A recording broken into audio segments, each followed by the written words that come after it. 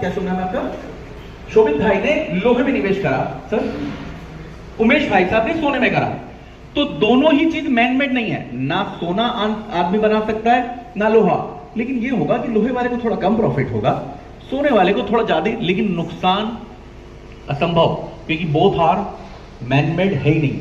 आप natural gas में पैसा डालिए, आप ईंधन में पैसा डालिए, आप कोयले में डालिए, आप डायमंड में डालिए, ऐसी किसी भी वस्तु में यदि आप पैसे डाल रहे हैं जो इंसान नहीं बना सकता, वो आपको कभी जिंदगी में लॉस नहीं दे सकती। किसी का पैसा थोड़ा धीरे बढ़ेगा, किसी का ज्यादा तेजी से बढ़ेगा, बट लॉस के चांसेस जीरो है, इम्पॉसिबल।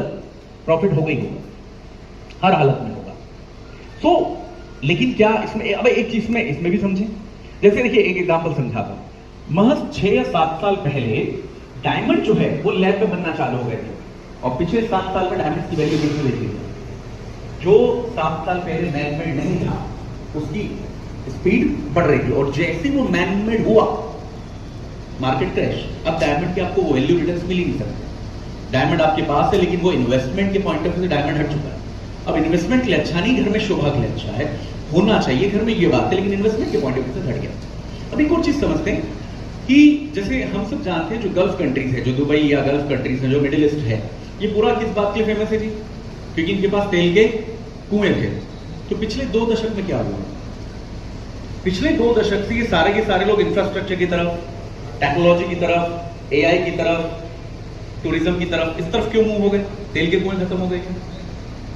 अब मैं यहां कंट्रोवर्सी खड़ी कर रहा हूं आपके सामने, विवाद खड़ा कर रहा हूं एक, और ये है कि एक तरफ मैं बोल रहा हूं मैन-मेड चीज नहीं होगी तो प्रॉफिट होगा। तेल यानी कि पेट्रोल मैन-मेड तो है ही नहीं, तो फिर ये हट क्यों रहे इससे?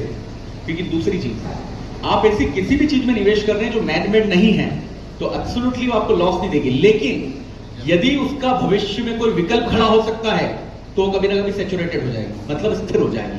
तो तेल तो आज भी उनके पास करोड़ों में है, लेकिन उनको 20 साल पहले समझ में आ गया था कि इलेक्ट्रिक व्हीकल या हाइड्रोजन पेट्रोल या एथेनॉल का मिलना, या कुछ दिन बाद हो सकता है साइंटिस्ट खड़े हो जाए कि मैंने तो ऐसा पानी बना दे कि पानी से भी कार पॉसिबल, 100% गेन पॉसिबल। तो उस दिन भी पेट्रोल तो मैनमेड नहीं रहेगा, लेकिन वैल्यू जीरो होगी।